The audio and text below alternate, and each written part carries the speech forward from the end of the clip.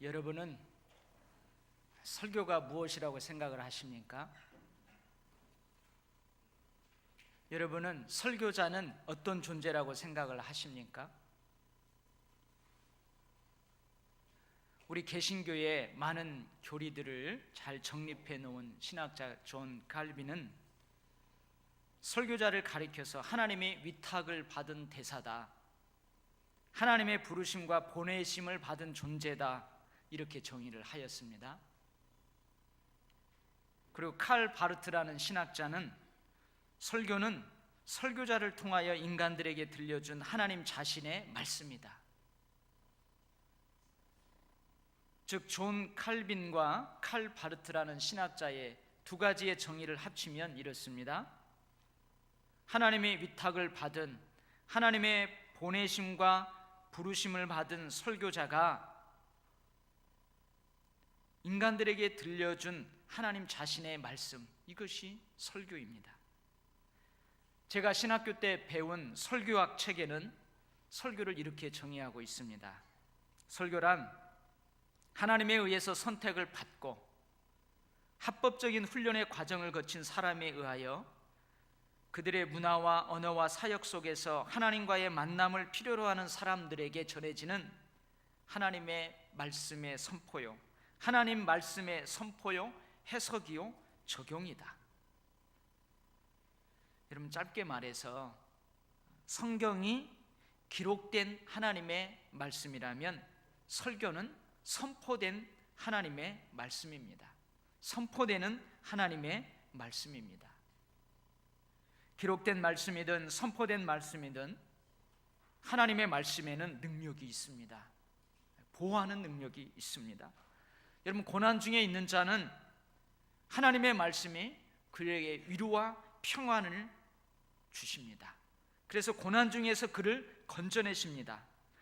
악인들이 나를 해하려고 놓은 올무로부터 주의 말씀이 나를 걸리지 않게 보호해 주십니다. 그래서 하나님의 말씀은 은신처요 방패이십니다. 주의 말씀은 때로는 장애물을 장애물이 아닌 것으로 만들어버립니다.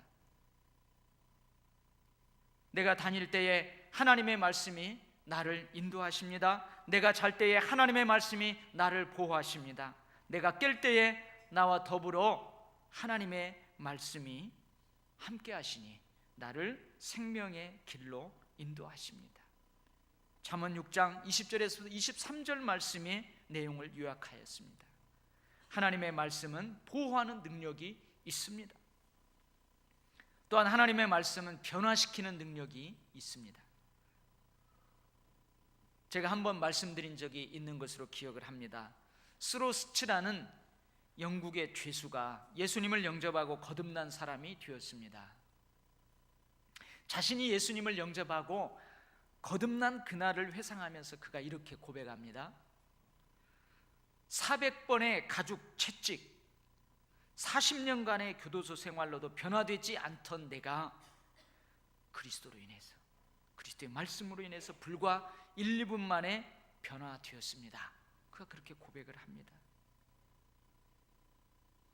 이 영국의 죄수뿐만이 아니고 하나님의 말씀으로 변화되어 위대한 삶을 살았던 사람들이 참 많습니다. 어머니는 그를 위해서 간절히 기도하건만 그는 늦게까지 방탕한 생활을 했던 어거스틴, 그는 하나님의 말씀으로 삶이 변화되어서 성 어거스티노의 삶을 살아갑니다. 종교 개혁에 많은 핍박과 유혹이 있고 좌절이 있었지만 하나님의 말씀으로 인해서 용기를 얻고 종교개혁을 성공시켰던 마틴 루터, 10,000번 기도 응답을 받았던 조지 뮬러, 고아의 아버지라고 하는 그도 말씀으로 인해서 그의 삶이 놀랍게 변화되었습니다. 아프리카에 가서 의료 선교로 평생을 살았던 엘버트 슈바이처 박사도 하나님의 말씀으로 인해서 그의 삶을 변화시켰던 사람입니다.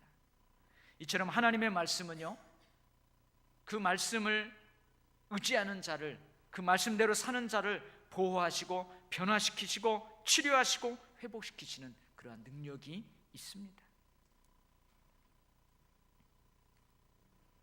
여러분, 목사는 목회적 돌봄으로 성도들을 목양하는 목회자입니다. 목사는 하나님의 말씀을 맡은 청지기입니다. 하나님의 말씀으로 교인들을 깨우치는 교사이며 설교자입니다. 그런데 설교자로서 저는 고민이 참 많습니다. 그 많은 고민들 가운데에서 아마 설교자인 저뿐만이 아니고 한국교회의 많은 목회자들, 설교자인 목회자들이 저와 동일한 고민을 하고 있으리라 생각이 됩니다. 그 고민이 뭐냐? 자신의 설교를 듣는 성도들이 왜 쉽게 변화되지 않을까? 분명 하나님의 말씀 중에는 사람을 변화시키는 능력이 있는데 혹 내 설교에 문제가 있는 것은 아닐까? 설교하는 내게 큰 문제가 있는 것은 아닐까? 내가 먼저 은혜 받은 본문으로 설교를 하는데 설교하는 나는 과연 은혜 받은 만큼 변화되고 있는가? 이런 고민이 저에게 있어요. 비단 설교자인 목회자인 저의 고민이겠습니까? 아마 매주일 설교를 듣는 여러분들도 동일한 고민을 하리라고 생각이 됩니다. 매주일 설교를 듣는데 나는 왜 설교에 은혜를 못 받을까? 설교 시간에 딴 생각만 들고 꾸벅꾸벅 졸리고 하루도 안 되어서 주일에 들었던 설교가 생각이 안 나고 과연 매 주일 듣는 설교는 나의 신앙생활에 어떤 의미가 있는 것일까? 그런 고민이 여러분에게 있을 것이라 생각이 됩니다.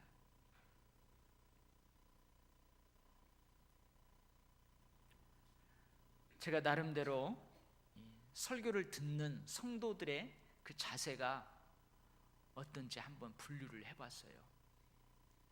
첫 번째로 성도들 가운데 설교를 듣는 이런 자세를 가지고 있는 부류의 사람들이 있습니다. 설교를 통해서 지적 만족을 추구하는 성도들이 있습니다. 목사님의 설교를 통해서 뭔가 성경의 지식들, 성경의 배경이 되는 그러한 지식들을 그날 머리에 담아가면 그 성도는 은혜 받았다고 생각합니다. 뭔가 채워진 것 같고 나도 지성인의 계열에 속하는 것 같습니다. 근데 부담은 없어요. 두 번째는 감동의 만족을 추구하는 성도가 있습니다. 이 성도는 설교를 통해서 카타르시스를 경험하는 거예요. 목사님이 설교를 통해서 우스갯소리를 통해서 한번 활짝 웃기게 해주면, 눈물 나도록 그냥 웃기게 해주면, 그리고 어느 때는 설교를 통하여서 내 눈에서 눈물을 쫙 빼주면 카타르시스를 경험하는 거예요. 그리고 은혜 받았다고 하는 것입니다. 감동이 없고 지적인 종류의 설교를 들으면 그 사람은 은혜 못 받았다고 생각하는 것이죠. 세 번째는 설교자를 추구하는 성도가 있습니다. 지적인 설교든 감동적인 설교든 내가 좋아하는 설교자가 설교해야 은혜 받는 거예요. 내가 좋아하는 설교자가 설교하면 어떤 설교를 해도 은혜가 됩니다. 근데 내가 좋아하지 않는 설교자가 강단에 서서 설교를 하면 은혜가 안 돼요. 은혜가 절대 안 됩니다. 이게 바로 설교자를 추구하는 성도들이에요. 네 번째는 변화를 추구하는 성도들이 있습니다. 이 성도들은 늘 설교를 들을 때에 마음에 찔림을 받고 자기 반성이 있어요. 부담스러운 거예요. 늘 예배 드릴 때 설교의 은혜를 받는데 그 은혜 가운데서도 늘 부담스러운 거죠. 그러나 그 부담이 자신의 내면, 자신이 가지고 있는 가치관 뿐만 아니라 자신의 삶의 터전, 삶의 질, 그리고 자신이 변화됨으로 주변 사람들도 변화시키는 능력을 소유하게 됩니다. 여러분은 어떻습니까? 여러분은 어디에 속합니까? 모르겠어요. 제가 분류한 이 분류에 속하지 않는 분들도 있겠죠. 또 다른 분류를 할 수 있을지도 모르겠어요. 과연 말씀의 능력, 설교의 능력을 체험하기 위해서는 말씀을 듣는 우리의 자세가 어떠해야 할까요? 첫 번째로 여러분, 사랑하시기 바랍니다. 사랑하시기 바랍니다. 내가 주의 법을 어찌 그리 사랑하는지요. 내가 그것을 종일 작은 소리로 읊조리나이다. 내가 주의 법을 너무나 사랑하여 하루 종일 온종일 생각합니다. 당신의 법이 너무나도 사랑스러워서 자나깨나 나는 그 말씀을 되새깁니다. 그 말이에요. 여러분, 설교자에게 먼저 말씀을 주신 하나님을 사랑하시기 바랍니다.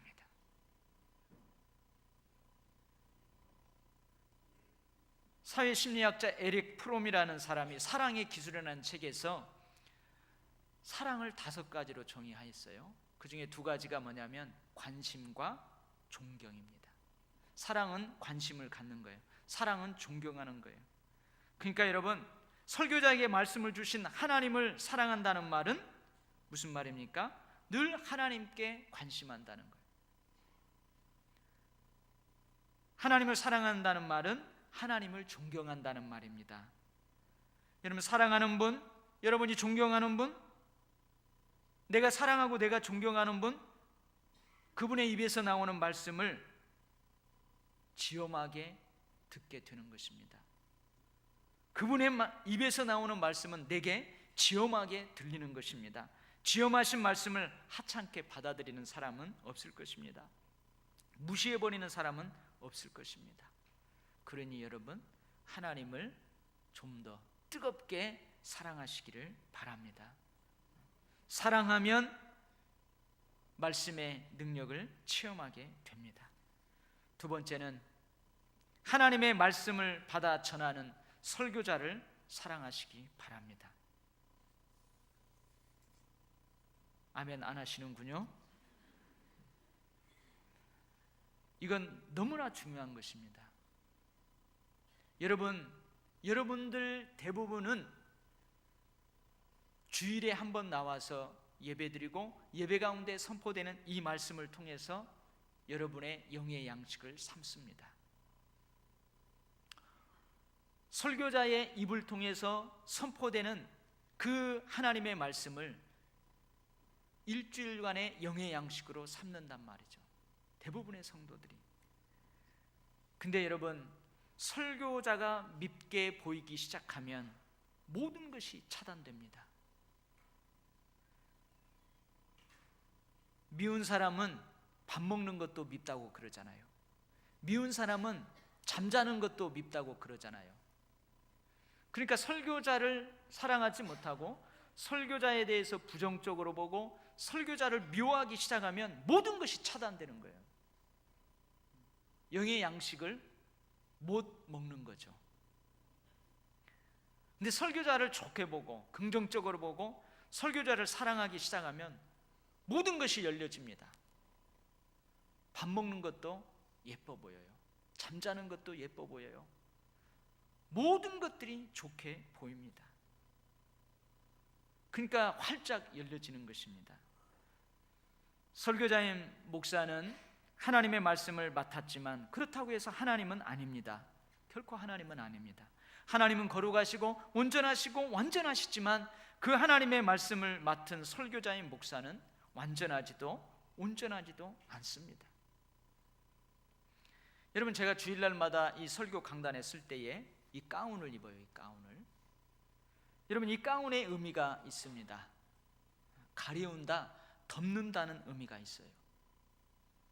하나님께서 설교자의 약함을, 설교자의 허다한 허물을 가리우셔서 강단에 세우십니다.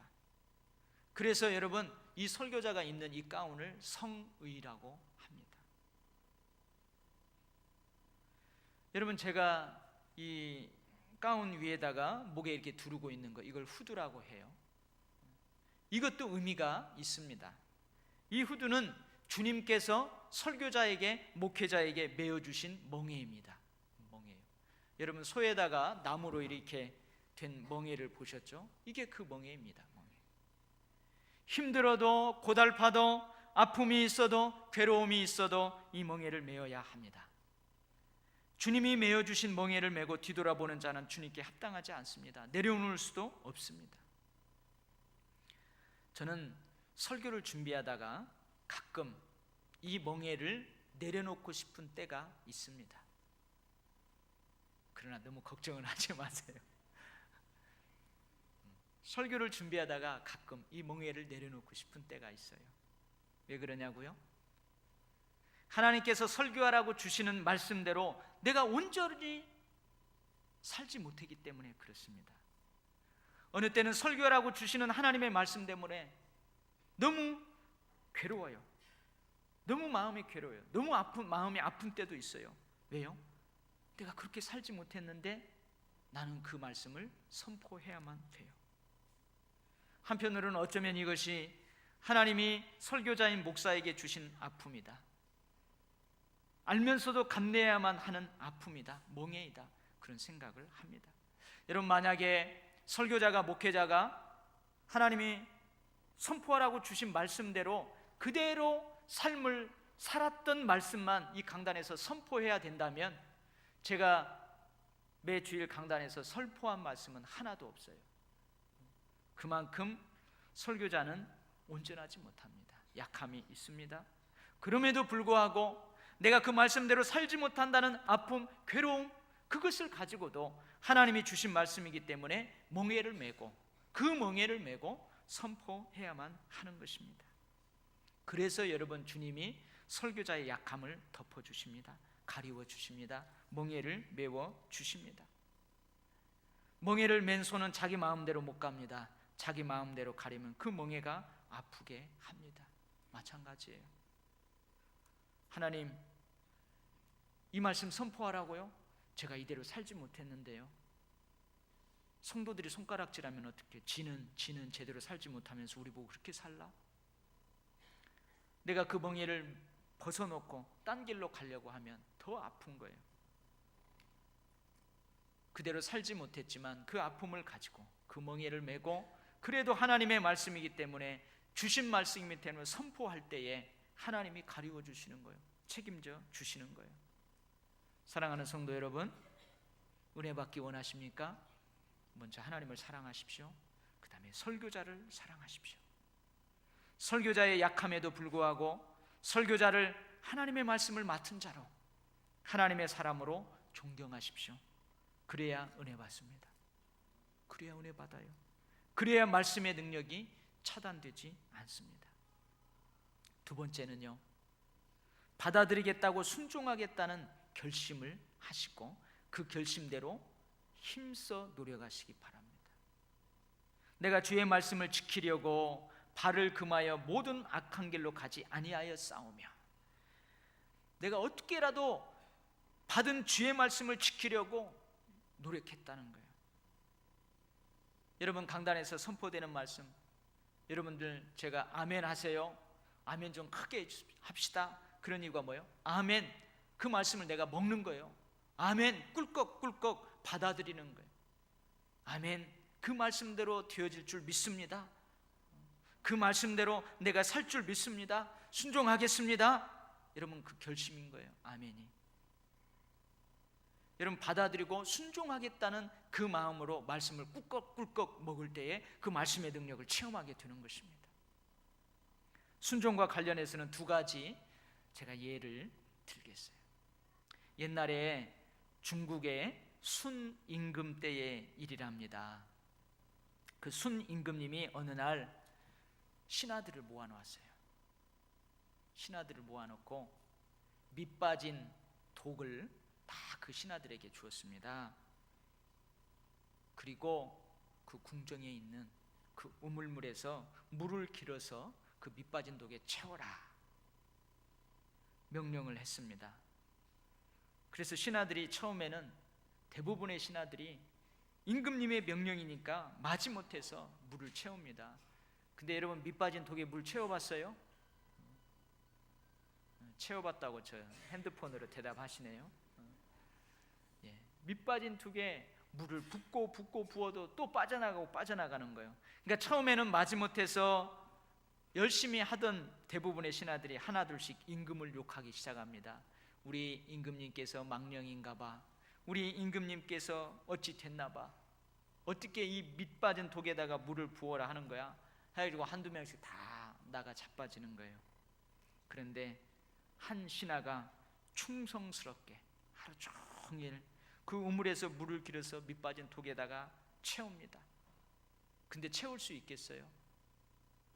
물을 부으면 빠져나가고 물을 부으면 빠져나가는 거예요. 근데 이상한 일이 일어났습니다. 밑 빠진 독에 물을 채울 수는 없었지만 그 우물물에 있는 물이 조금씩 고갈되기 시작하더니 우물의 밑이 보이기 시작했습니다.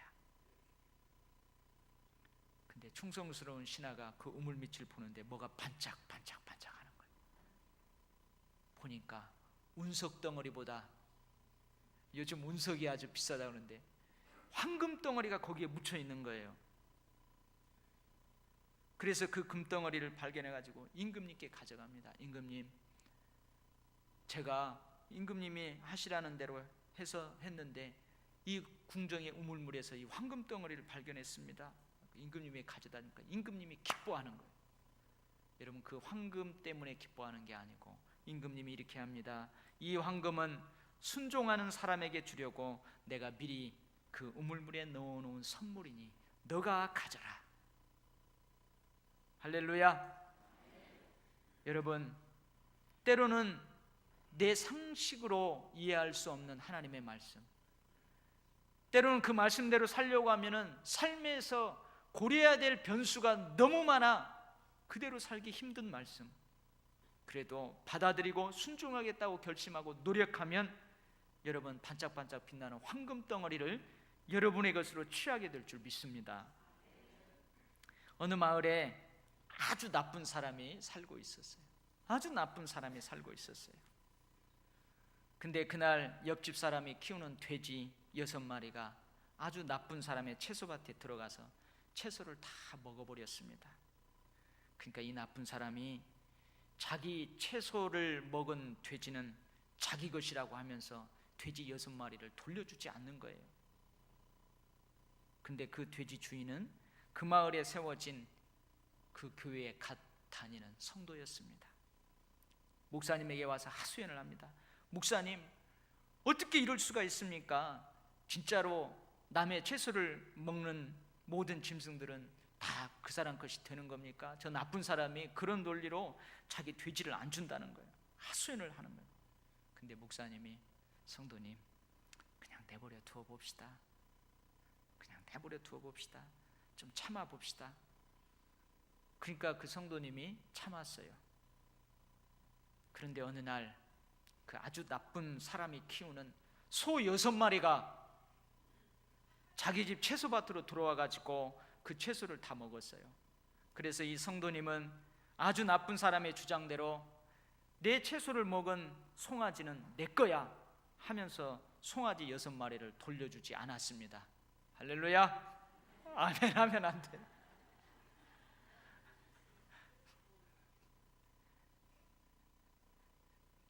그 성도님이 목사님에게 왔어요. 목사님, 하나님께서 돼지 6마리를 송아지 6마리로 바꾸어서 돌려보내 주었어요. 그랬더니 목사님이 이렇게 말합니다. 성도님, 그거 돌려줍시다. 그거 돌려주세요. 그 성도는 돌려주었어요.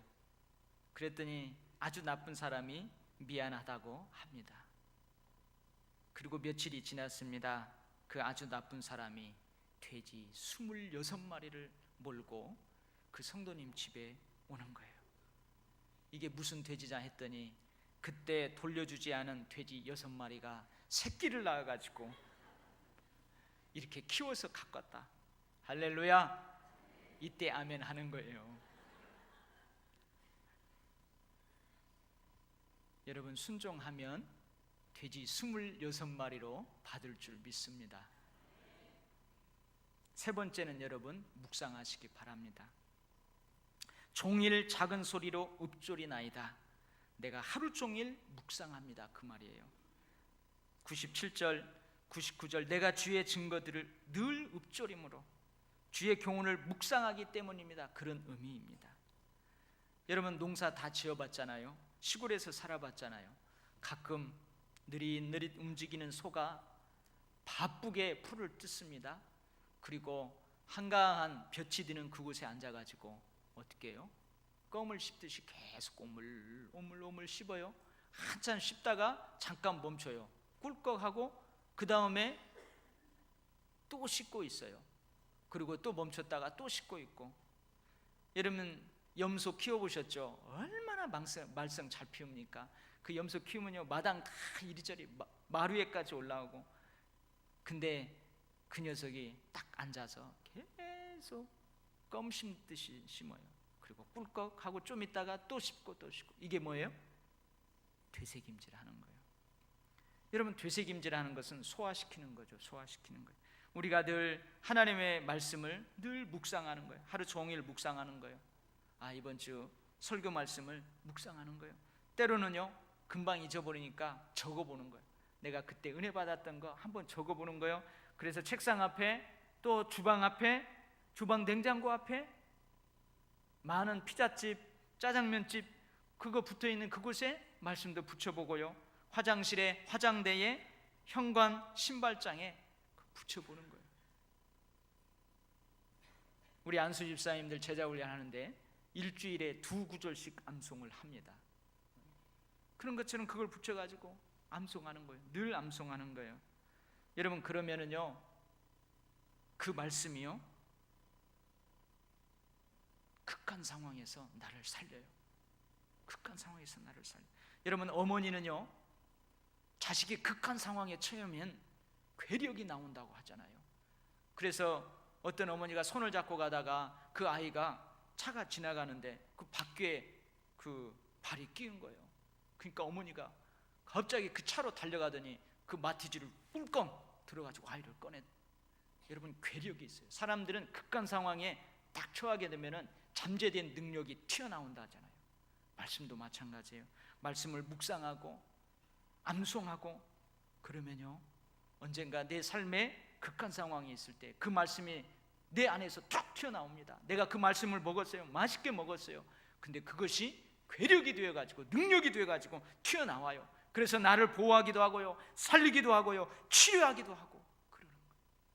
그래서 늘 여러분 말씀을 묵상하시기 바랍니다. 오늘 좋은 설교 한 편 들었네. 오늘 뒷다 설교 은혜 못 받았네. 그러지 말고요. 은혜 받았으면 받은 대로, 귀에 잘 안 들으면 안 들은 대로 한 구절이라도 여러분 머리에 남는 거 있을 거 아니에요. 그걸 묵상하는 거예요. 여러분 적어놓고 되새김질하고 그러다 보면 그 말씀이 나와 동행합니다. 그 말씀이 나를 지켜보는 것 같은 느낌이 있어요. 그래서 그 말씀이 내 삶에서 능력으로 역사하는 것입니다. 여러분은 어떻습니까? 여러분은 하나님을 사랑하십니까? 설교자를 사랑하십니까? 말씀을 받을 때에 우리 콩타작하고 콩이 아닌 붓으로 이렇게 걸러내는 것처럼 말씀에서 이렇게 걸러내고 다 걸러내고 빈손으로 갑니까?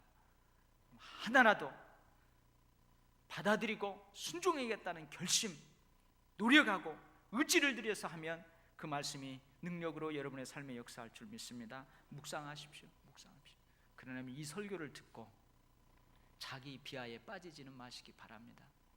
자기 반성은 하되 자기 비하에는 빠지지 마시기 바랍니다. 사실 여러분 변화가 더디어서 그렇지 이 설교는요 여러분들이 설교를 듣고 좀 더 깊은 변화의 자리로 나아가라고 설교하는 거예요.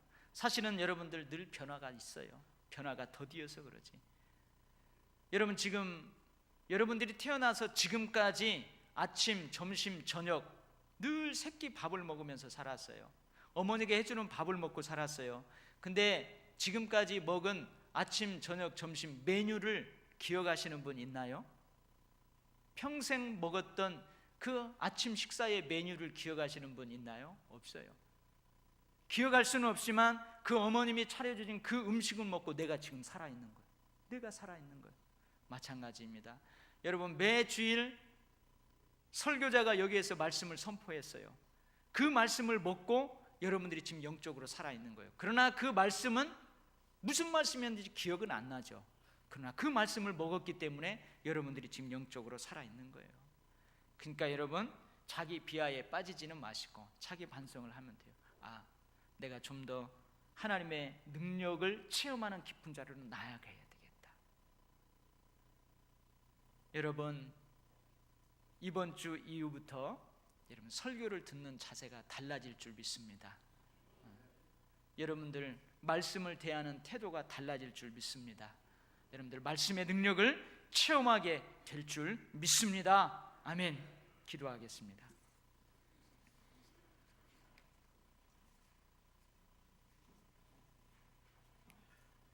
기록된 하나님의 말씀이든 선포된 하나님의 말씀이든 하나님의 말씀에는 능력이 있는 줄 믿습니다. 우리를 보호하시고 우리를 변화시키시고 우리를 치유하시고 회복시키시는 능력이 있는 줄 믿습니다. 아버지 하나님, 하나님을 사랑합니다. 사랑합니다. 순종합니다. 묵상합니다. 늘 말씀을 꾹꾹꾹꾹 아멘으로 받아 먹습니다. 하나님, 이제 우리의 삶에서 살아계신 하나님의 말씀의 능력을 더 섬세하게, 더 크게, 더 놀랍게 체험토록 우리를 그렇게 인도하여 주시옵소서. 예수님 이름으로 기도하옵나이다. 아멘.